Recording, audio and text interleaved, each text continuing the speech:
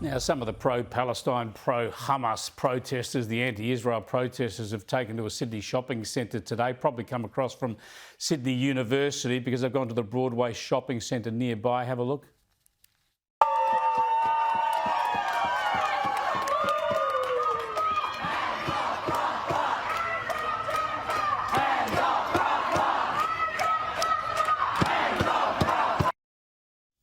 Yeah, hands off Rafah. Just leave Hamas there and don't worry about those 130 hostages still missing. Let me bring in former Labor MP Michael Danby live from Melbourne. Thanks for joining us, Michael. I've got to get your thoughts on this UN vote likely tomorrow.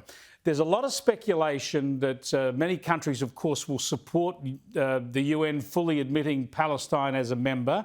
There's been speculation that Australia might abstain. Now, that would be a weak position. Australia ought to vote against this, but abstaining would be weak enough. You believe there's a chance that Labor could actually vote in favour of this motion?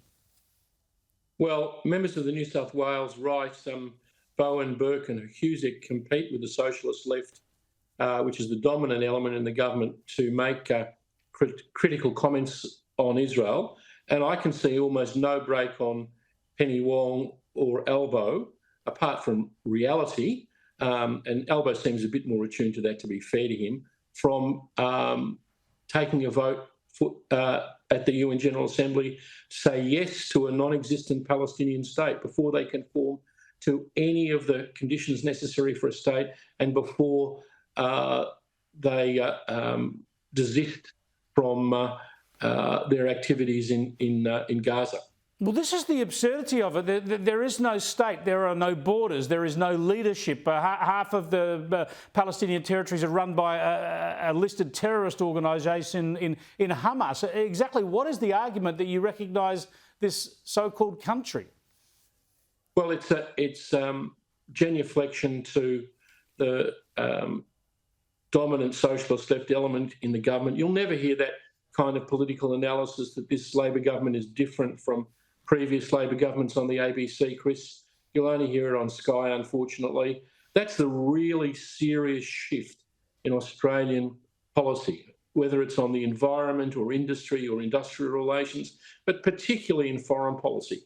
The New South Wales right are very anti-Israel and pro-China. Bob Hawke never would have countenanced this. What about some other elders of that era who are still around? Kim Beazley, Gareth Evans. Should they be providing some wise counsel to the party? Well, Kim Beazley and Bill Shorten and Julia Gillard should. I mean, Bill's been very good on some of the campus anti-Semitism. Julia Gillard was on Josh Frydenberg's program speaking out against it. But it's not enough, and the government should be doing it. Unfortunately, this policy of de-recognising East Jerusalem as Israel's capital, voting for a unilateral ceasefire. The problem for Israel is Biden and the BBC are lined up with this Labor government to denigrate them. I mean, yesterday or the day before, the BBC and all the international media were giving Hamas accolades for agreeing to a ceasefire. It's so crooked. The agreement that they issued, Hamas, on Al Jazeera's website, where anyone can read it, including these lazy journalists from the BBC and Sky UK, said that they were going to release 33 living or dead hostages in order to get the ceasefire. The original agreement that Blinken praised so much as generous was for 33 living hostages. Yeah, they changed the agreement. The Israelis. They changed the agreement from 33 living people to what could have been just 33 bodies. It's outrageous, as you say, that people don't recognise this. Now, they get praised for accepting a ceasefire. Unbelievable. And yet the UN then could give them further reward by recognising them in this vote tomorrow. Now, it would be astonishing and a dramatic change in Australian policy if Australia were to vote in favour of this Palestine recognition. If they were to do it, would it involve New Zealand and Canada too? Because it seems like we've thrown ourselves into those sort of weak countries as well on this issue.